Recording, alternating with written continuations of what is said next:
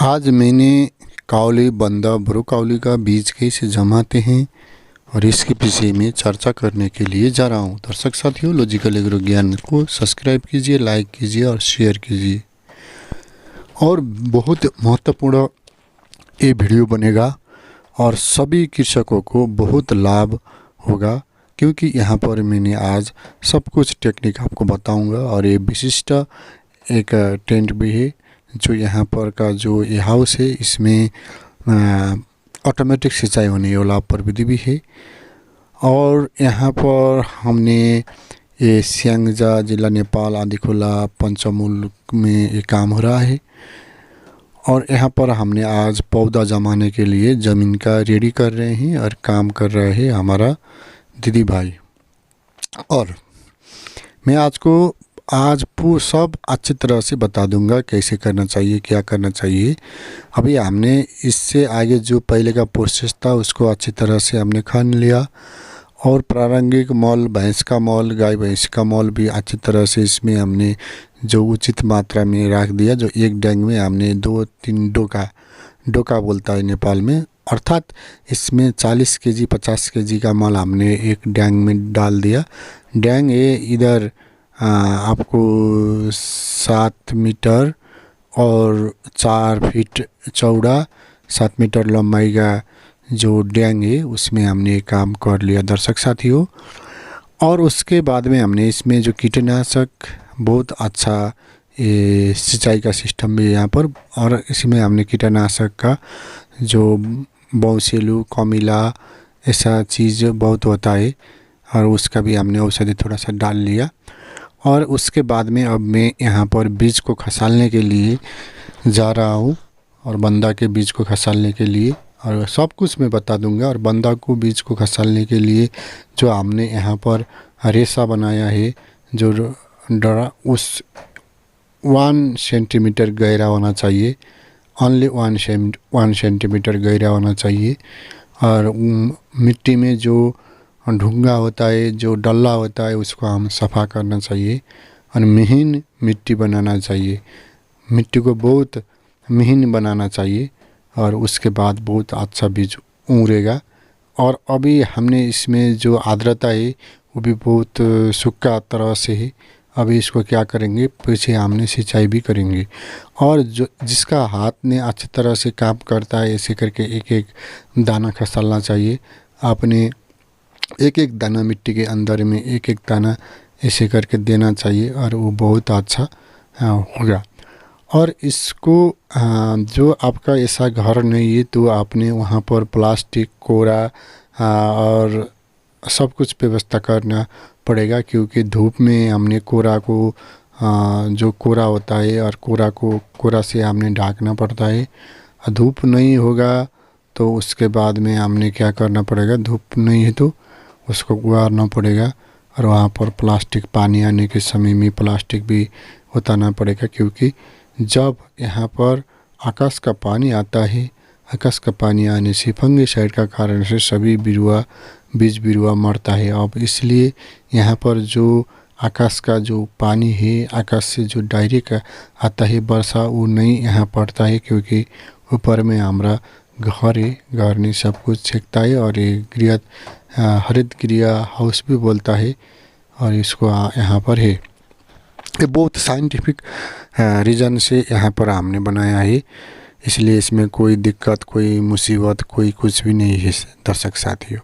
हाँ, ऐसे करके हमने एक एक बीज को यहाँ पर काम कर रहे हैं, लगा रहे हैं। और मैंने आपको ये दिखाने का ज़रूरत क्यों है, तो आपने भी ऐसे करके करना चाहिए, आपका दिमाग में आ जाए। जो नया कृषक है, जो ज्ञान नहीं है, और ये ज्ञान आ जाए, इसलिए हमने ये वीडियो बना दिया है। और काउली बंदा के बीज के लिए तो हमने पहले जब हमने बियाड़ तैयार करने के समय में और एक बार अच्छी तरह से खन के इधर उधर मालचल डाल के उसको ऊपर से प्लास्टिक से ढकेंगे और तापक्रम वहाँ पर वृद्धि करेंगे, तो वहाँ पर जितना भी और झारपात खरपात का बीज है वो सब मर जाएगा। और वहाँ का जो कीट पतंग है, जो कीड़ा है वो सब भी मर जाएगा और इसलिए बीज बहुत अच्छा आएगा और मिट्टी भी अच्छी तरह से तापक्रम से अच्छी तरह से पाकेगा और बहुत अच्छा पौधा होता है दर्शक साथियों। इसलिए अपने ये ज्ञान आपको होना चाहिए, अच्छी तरह से ये ज्ञान आपको होना चाहिए। हाँ, अब दर्शकों आपने क्या करना चाहिए, ऐसे करके बीज को एक एक करके खसालना भी चाहिए।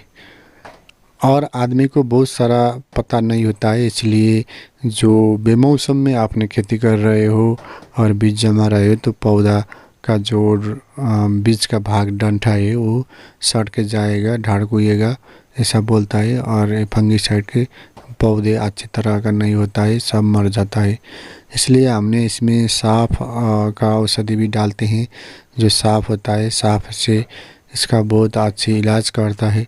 और इसमें हमने जितना बार भी सिंचाई देंगे और उतना ही बार हमने इसमें क्या करेंगे और साफ का प्रयोग से हमने इसमें काम करेंगे। और 1 लीटर साफ में 1 लीटर बोलता है 10 लीटर पानी में हमने 10-20 ग्राम हमने साफ का प्रयोग करेंगे। और ऐसे करने से पौधा बहुत अच्छा होता है। ये फंगीसाइड का औषधि भी हमने डालना चाहिए। हाँ, ऐसे करके अभी मैंने इसको जब मैंने पौधा को यहाँ पर बीज को यहाँ पर डाला है और उसके बाद में इसको ऐसे करके मैंने हाथ से बहुत अच्छी तरह से बहुत मिला के और उसको जहाँ है बीज वहीं पर पड़ना चाहिए। और वो मिट्टी को मैंने ढाल दिया है और समतल कर दिया है और थोड़ा सा दबा दिया हुआ भी है। थोड़ा सा दबाने से बहुत अच्छी तरह से वहाँ पर बीज उमड़ेगा।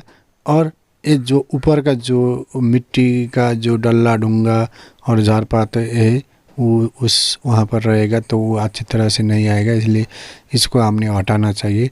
और ऐसे ही करके हमने यहाँ पर करते हैं और ये बीज बहुत अच्छी तरह से उभरता है दर्शक साथियों। और ऐसे ही करके हमने खेती को अच्छी तरह से करते हैं।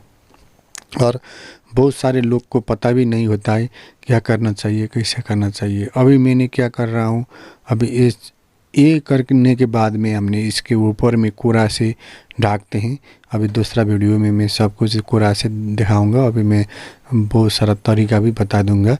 कोरा से ढाकते हैं और उसके ऊपर से हमने साफ का जो पानी है और उससे हमने सिंचाई करते हैं। और ऐसे करने से फंगीसाइड का जो प्रकोप है वो नहीं होता है। और ऐसे ही करके हमने इसको बीज को लगा देते हैं और ऐसे करके अच्छी तरह से ढाकना भी चाहिए दर्शक साथियों। हमने काम ऐसे करके करना चाहिए। हाँ, जब हम काम ऐसे करके करेंगे तो बहुत अच्छा काम होता है दर्शक साथियों। और खेती में आपने जब बंदा का पौधा जाके खेत में लगाएंगे तो बहुत अच्छी तरह से खुदाई करना चाहिए, उसमें अच्छी तरह का मल खाद डालना चाहिए। फिर मैं बनूँगा अच्छी तरह से मल खाद डालना चाहिए, फिर बनूँगा अच्छी तरह से मल खाद डालना चाहिए। क्योंकि मल का प्रयोग, खाद का प्रयोग नहीं होगा तो बहुत अच्छा खेती नहीं होगा। इसलिए खुदाई अच्छी करिए और उसके बाद में मिट्टी को जो रोपने के 10 दिन आगे 15 दिन आगे ही आपने जोत खन करके रेडी करके रखना चाहिए। और वहाँ पर आपका जो खरपात आता है तो खरपात का आपने जो विषादी भी जाल डाल सकते हैं। और नहीं आएगा उतना तो आपने उसको गुड़ मेल करके भी उसको सब कुछ कर सकते हैं।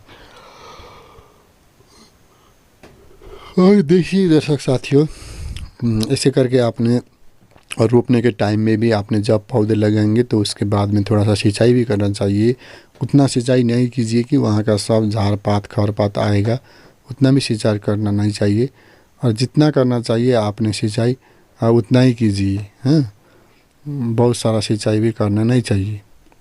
सिंचाई बहुत करेंगे तो वहाँ पर खरपात का बहुत बीज आके आपको गुड़ मेल करने के लिए समस्या होगा। और पौधे के अंदर में ही, पौधे के जो आसपास में ही उतना आप एक पौधे में आप 1 पाव पानी, हाँ, आधी लीटर का भी आधी पानी वहाँ पर डालना चाहिए। ऐसे करने से पौधा बहुत अच्छा तरह से आगे आएगा।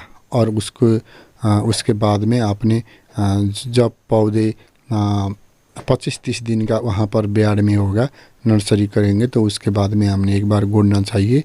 और बंदा काउली ब्रोकाउली खेती ऐसे करने से अच्छी तरह से होता है। बीच में आपने एक बार जो आपने खाद सही तरीक़ा से नहीं होगा तो उसमें खाद भी डालिए। और मैंने आपको आज ये सब काम करने का सभी विधि बहुत अच्छी तरह से दिखा रहा हूँ, क्योंकि आपके दिमाग में ये घुसे कि ऐसे करके खेती होता है, ये जानकारी लीजिए। और अपने बंदा काउली को जो अपना काउली है उसमें बोरेक्स भी डालिए, बहुत अच्छा होगा। और पत्ता में देने वाला बोरेक्स भी होता है, विटामिन भी होता है, वो भी डालिए, बहुत अच्छा होगा। और आपने बंदा को भी आपने जिंक सल्फर ऐसा सब कुछ आपने डालिए, जिससे आपको बोरेक्स जिंक सल्फर ऐसा डालिए जिससे आपका पोटास यूरिया DAP है बोरेक्स का कारण से खेती ने बहुत अच्छे ग्रहण करता है। आपको ये बहुत अच्छी तरह से समझना चाहिए दर्शक साथियों। और आपको ख्याल होना चाहिए, इतनी करने से आपका बहुत अच्छा पौधा होता है। और आपने एक जब भी मैंने यहाँ पर पौधा लगाए हैं, एक दूरी मिला के मेरी जैसे कर रहा हूँ उसे कीजिए। और आपको इसमें ज्ञान देने के लिए क्या चाह रहा हूँ, और एक बोर्ड से दूसरा जो बोर्ड का दूरी है, एक बोर्ड से जो दूसरा वाला बोर्ड का लाइन है वो आपको 1 इंच होना चाहिए। और एक बोर्ड से दूसरा बोर्ड का दूरी 2 cm आपको करना चाहिए, एक बीज से दूसरा बीज का दूरी। ऐसे करके आपने करना चाहिए। और यहाँ पर आपने देख रहे हो यहाँ कितना सिस्टम है, इस सिस्टम के अंदर में हमने ये सब कुछ काम कर रहे हैं, आपने यहाँ पर देख सकते हैं। और जो आपने एक डंग का जो लंबाई दूरी भी आपको बता दिया, 4 फीट इसका बीच का अंदर का दूरी है, तो ये 2 फीट 1.5 फीट हमारा रास्ता का दूरी है। और ऐसे करके हमने यहाँ पर काम कर रहे हैं दर्शक साथियों। ओके, ऐसे करके हमने काम कर रहे हैं। और इसको साइड में हमने ईटा लगा रहे हैं, क्योंकि ईटा लगाने से इसका जो मिट्टी इधर उधर नहीं जाएगा और बीज भी अच्छी तरह से वहाँ पर रहेगा दर्शक साथियों। और आपने ये लॉजिकल एग्रो ज्ञान को देख लिया तो आपको बहुत बहुत शुक्रिया, बहुत बहुत धन्यवाद। लाइक कीजिए, सब्सक्राइब कीजिए, शेयर कीजिए। और जो काउली बंदा ब्रोकाउली का बीज जमा रहे हैं, और मैं टमाटर का भी कैसे जमाता है, खुरसानी का कैसे जमाते हैं, और खुरसानी का भी ऐसे ही करते हैं हम। और टमाटर का थोड़ा सा नया तरीका है, उसको मिट्टी को बहुत मीन करके और मिट्टी को हमने बालुआ में और टमाटर का बीज लगा के उसको छाड़ते हैं, और उसके बाद होता है। और हम टमाटर को भी ऐसे करके भी हम कर सकते हैं, उसमें भी कोई मुश्किल नहीं है। बहुत सारा बीज हमने खुरसानी का, चिल्ली का और टमाटर का और एक काउली बंदा ब्रोकाउली का, साग का, ये यावत बीज हमने इसमें क्या करते हैं दर्शक साथियों, लगाते हैं। और ऐसे करके हमने खेती करना चाहिए और बहुत अच्छा हमारा मुनाफा भी होगा दर्शक साथियों। और लाइक सब्सक्राइब कमेंट कीजिए, शेयर कीजिए। लॉजिकल एग्रो ज्ञान में ऐसा बहुत सारा ज्ञान है, और आपने उसको देख के एक ज्ञान भी लीजिए और प्यार कीजिए दर्शक साथियों। आपने हमको सब्सक्राइब करेंगे तो और हमको भी नाफा होगा, थोड़ा सा कृषि का यूट्यूब चैनल से हमको पैसा भी आएगा, मुनाफा होगा। और आपको मैंने विश्वास है, और आपने मेरे चैनल को सब्सक्राइब करके शेयर करके आपने मेरे को हेल्प करेंगे। और भी वीडियो आपने देखेंगे और बजा के मोबाइल में बजा के भी छोड़ देंगे। और ऐसे करने से मेरा व्यूज़ आएगा और मोनेटाइज होगा, पैसा भी आएगा। सभी दर्शकों को बहुत बहुत शुक्रिया, आपको बहुत बहुत अच्छा होगा दिन। धन्यवाद। शेयर कीजिए, लाइक कीजिए, सब्सक्राइब कीजिए। धन्यवाद।